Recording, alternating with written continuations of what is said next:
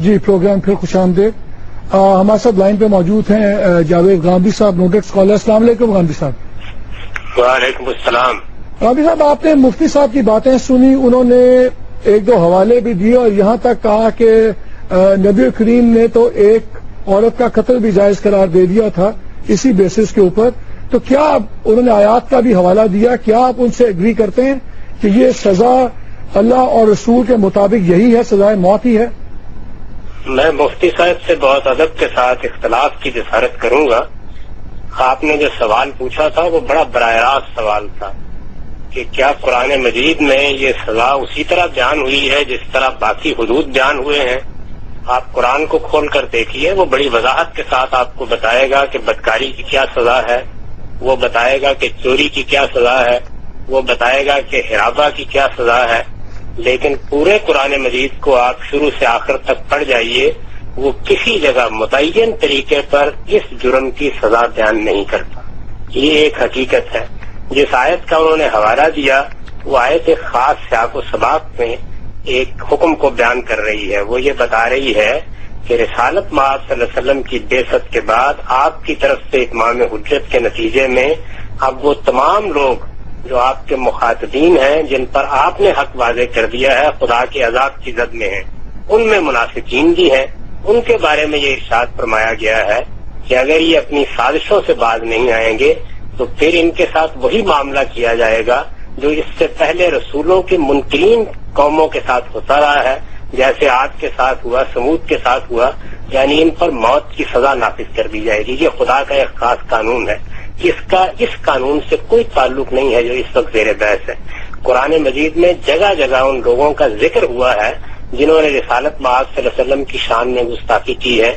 بعض اوقات الفاظ کو موڑ توڑ کر بیان کیا ہے. قرآن میں ان الفاظ کا حوالہ دیا گیا ہے. مختلف صورتوں میں بتایا گیا ہے کہ رسول اللہ صلی اللہ علیہ وسلم کی مجلس میں آ کر بعض اوقات وہ گستاخی کے طریقے اختیار کرتے تھے اور اس میں ایسے ایسے الفاظ استعمال کرتے تھے جن کے معنی کچھ سے کچھ ہو جاتے تھے. قرآن نے اس پر یہ نصیحت کی کہ آپ ان الفاظ کو اپنے مجلسی آداب سے خارج کر دیں. وہ بہترین موقع تھا کہ وہ اس کی سزا بیان کرتا, لیکن اس نے اس کی کوئی سزا بیان نہیں کی. میں پوری ذمہ داری کے ساتھ یہ عرض کرتا ہوں کہ کسی صحیح حدیث میں بھی قانون کے طور پر یہ بات بیان نہیں ہوئی. جو واقعات عام طور پر بیان کیے جاتے ہیں ان واقعات کا حال بھی یہ ہے کہ ان کو امام مالک نے قبول نہیں کیا, ان کو امام بخاری نے قبول نہیں کیا, ان کو امام مسلم نے قبول نہیں کیا. یہ جو ابھی واقعہ انہوں نے حضور پاک کا سنایا ہے یہ کیا کوئی قبول نہیں کرتا اس واقعے کو؟ یہ حدیث کی امہات کتب میں بیان نہیں ہوا. اس کی روایت انتہائی کمزور روایت ہے. سب سے پہلے ان روایات کو امام ابن تیمیہ نے اپنی کتاب میں بیان کرنا شروع کیا اور اس کے بعد ہمارے ہاں ان کا شیوع ہونا شروع ہو گیا.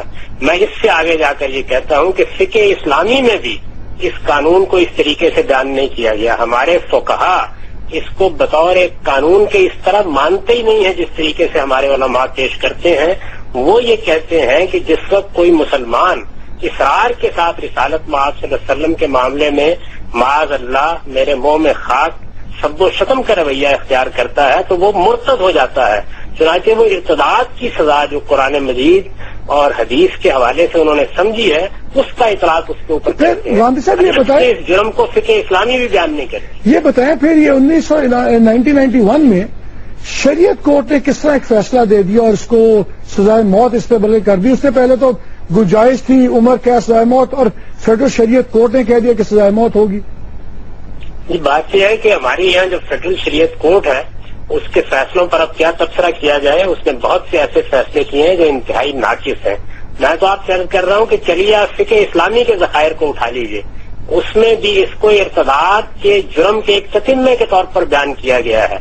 اور جب وہ غیر مسلموں کا ذکر کرتے ہیں تو یہ کہتے ہیں کہ ہم نے ان کی ذمہ داری دی تھی, یہ ہمارے اس ذمے سے محروم ہو گئے ہیں, لہذا ان کے ساتھ اب وہ معاملہ کیا جائے گا جو اس سے پہلے ان کے ساتھ روا تھا. دوسری بات الگ جرم کے طور پر فقہ اسلامی بھی بیان. اور ایک غامدی صاحب ایک سے بتائیے گا, پھر میں مفتی صاحب کا بھی سوال لوں گا کہ اگر ایک شخص جس پہ الزام ہو وہ اگر آ کے حلفاً کہے کہ میں نے یہ نہیں کیا اور میں یہ سوچ بھی نہیں سکتا, کیا اس کے بعد اس پہ شریعہ کے مطابق سزا اس کو دی جا سکتی ہے کہ اس کا یہ حلفیہ بیان کافی ہے اس کو ختم کرنے کے لیے؟ اس پہ میرے نزدیک بالکل نہیں دینی چاہیے. جب ایک شخص نے آ کے یہ بات کہہ دی, دیکھیے ارتداد کے بارے میں بھی ہمارے فقہا یہ کہتے ہیں تو اس کو توبہ کا موقع دیا جائے گا، اپنی بات کی وضاحت کا موقع دیا جائے گا۔ ہمارے ملک میں تو صورتحال یہ ہے کہ مثال کے طور پر مجھے یا آپ کو 10 آدمی مدعو کریں، وہ انتقام لینا چاہتے ہوں، اپنے کسی جلدے کی تسکین کرنا چاہتے ہوں، بعد میں بیان دے دیں کہ انہوں نے تو ہمارے سامنے فلاں گفتگو کرتے ہوئے جرم کا ارتکاب کیا تھا۔ میں یہ مفروضہ نہیں بیان کر رہا، یہ واقعات ہوئے ہیں، بہت ہوئے، بہت زیادہ میں ہوئے۔ اس وجہ سے یہ بات بالکل واضح طور پر سمجھ لینی چاہیے کہ اگر تو اللہ نے، اللہ کے پیغمبر نے یہ بات واضح طور پر بتا دی ہوتی قرآن میں یا کسی صحیح حدیث میں کہ اس جرم کے ساتھ یہ معاملہ کیا جائے، اور اس میں نہ صرف یہ کہ آدمی کا بیان قبول نہ کیا جائے بلکہ توبہ کا موقع بھی نہ دیا جائے، تو سر تسلیم خم۔ غامدی صاحب لائن پہ رہیے گا، میں بیان ہوئی ہے نا حدیث میں۔ مفتی صاحب 2 باتیں غامدی صاحب نے کی، ایک تو انہوں نے کہا کہ جو آپ نے روایت دی وہ بڑے ہی کمزور اس کی ہے اور وہ کمزور ہے، اس کو کوئی مانتے نہیں ہے امام مالک بھی اور دوسرے بھی، اور دوسرا انہوں نے کہا کہ جہاں باقی تمام چیزیں بڑی کلیئرلی قرآن حکیم میں ہیں، اس کا بھی اگر ہوتا تو صاف ہوتا۔ آپ نے جناب غامدی صاحب کے موقف کو سمجھا؟ وہ پورے فقہائے امت کو نادان کہہ رہے ہیں کہ ارتداد کی سزا بھی قتل انہوں نے اپنی ناقص فہم کے مطابق سمجھی، ان کی کامل فہم کے مطابق تو ارتداد کی سزا بھی قتل نہیں ہے۔ پوری امت کا اجماع جس پر ہے، غامدی صاحب اس کو بھی تسلیم نہیں کرتے۔ انہوں نے یہ فرمایا کہ انہوں نے اپنی فہم کے مطابق سمجھا، لیکن ان کے معیار پر ان کی اجماعی فہم بھی نہیں ہے۔ تو ہم پوری امت کے اجماع کے ساتھ پوری امت کی مفتی صاحب ایک سوال چھوٹا سا، جب آپ پوری امت کی بات کرتے ہیں تو کس طرح پوری امت کے لیے آپ بول رہے ہیں؟ ہم تو جتنے فقہ والے ہیں یہ تو ایک دوسرے کے پیچھے نماز نہیں پڑھتے، تو اس پہ کہاں پہ ایک امت کا متفق ہوگی؟ جب آپ بلیک میلنگ پہ آتے ہیں تو ان مسائل میں پھر آپ یہ سوال اٹھاتے ہیں، یہ بنیادی اعتقادی مسئلہ ہے، اس پر اہل سنت کے چاروں مالکیہ، شافعیہ، حنبلیہ، حنفیہ، فقہ جعفریہ سب کا اتفاق اور اجماع ہے، یہاں تک کہ ابن تیمیہ جو عدم تقلید والے ہیں، جن کے انہوں نے نام لیا الصارم المسلول، ان کی کتاب ہے اس موضوع پر، سب کا اجماع ہے ارتداد کی سزا قتل ہے اور اہانت رسول کی سزا قتل ہے، مگر کیونکہ غامدی صاحب یہ سمجھتے ہیں کہ پوری امت لائن کے ایک طرف ہے اجماع امت، ان کی فہم ناقص ہے، ان کی فہم کامل ہے، ان کی فہم میں خطا ہے، ان کی فہم میں اصابت ہے۔ مجھے جوابی دور ہے۔ جی غامدی صاحب ویری کوئکلی کا دور ہے نا غامدی صاحب، میں نے بریک پہ جانا ویری کوئکلی۔ وہ کہتے ہیں کہ آپ اپنے آپ کو سب سے سیانہ سمجھ رہے ہیں، اور پھر کیسے بات بتائیے؟ یہ جی کہ میں تو سوچ بھی نہیں سکتا، میں ایک طالب علم ہوں، اور جس طرح آپ نے طالب علمانہ سوالات کیے ہیں میں نے اپنی طالب علمانہ معذورات پیش کر دی ہیں۔ مفتی صاحب کے لیے موضوع یہ تھا کہ وہ ہمیں یہ بتاتے ہم طالب علموں کو کہ دیکھیے قرآن مجید کی اس آیت کو سمجھنے میں آپ غلطی کر رہے ہیں، یہ حدیث صریح موجود ہے، کسی شخص کو آپ موت کی سزا دینے جا رہے ہیں۔ میں اب مزید آگے آپ سے یہ کہتا ہوں کہ قرآن صریح لفظوں میں یہ بیان کر رہا ہے کہ موت کی سزا صرف 2 جرائم میں دی جا سکتی ہے۔ قرآن کے الفاظ یہ ہیں کہ انہ من قتل نفسا بغیر نفس و فساد فی الارض فکانما قتل الناس جميعا، صرف 2 جرم ہیں جن میں تم کسی شخص کو مار سکتے ہو، ایک یہ کہ اس نے کسی کو قتل کر دیا ہو، دوسرے یہ کہ اس نے کسی فساد کا ارتکاب کیا ہو۔ آپ حدیث پر جائیں گے تو بڑی مشہور روایت ہے جس میں یہ بیان کیا گیا ہے کہ وہ کیا جرائم ہے جن میں قتل کی سزا دی جا سکتی ہے، اس میں بھی اس کا ذکر نہیں ہے۔ معاملہ بڑا سنگین ہے، اس وجہ سے میرے نزدیک اس میں اس طرح کی گفتگو کرنے کی بجائے ہم طالب علموں کو، مفتی صاحب کو مطمئن کرنا چاہیے۔ دوسری گزارش یہ ہے کہ اجماع کا مطلب کیا ہے؟ میں گزارش کر رہا ہوں فقہ اسلامی میں بھی یہ سزا اس طرح موجود نہیں ہے۔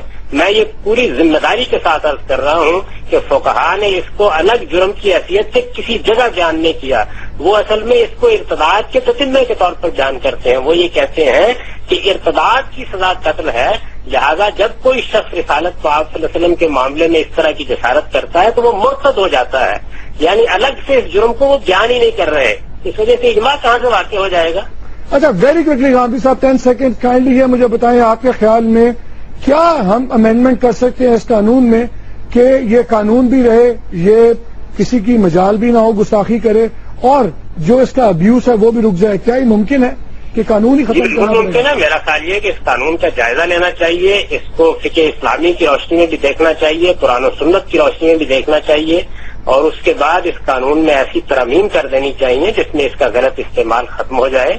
اس معاملے کو جذبات کی نظر سے دیکھنے کے بجائے انسانوں کے نقطہ نظر سے دیکھنا چاہیے کہ ان کے لیے یہ قانون کیسی اذیت کا باعث بن رہا ہے. میں ایسے لوگوں کو جانتا ہوں جن کو ملک چھوڑنا پڑا, ایسے لوگوں کو جانتا ہوں جن کے کاروبار تباہ ہو گئے, ایسے لوگوں کو جانتا ہوں جن کے ساتھ یہ زیادتی اس درجے میں ہوئی کہ ان کے گھر پورے کے پورے برباد ہو گئے.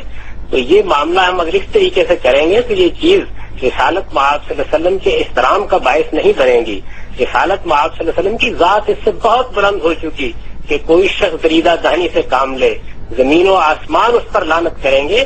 اس کے لیے ہمیں ایسا قانون بنانا چاہیے کہ جس میں نبی صلی اللہ علیہ وسلم ہمارے پیغمبر اور وہ ہستی کہ جس کے اوپر ہمارے جان و مال سب قربان ہوں, ان کی عزت و احترام بھی محفوظ رہے اور کسی کے ساتھ صاحب بہت بہت بہت بہت شکریہ, بہت بہت شکریہ.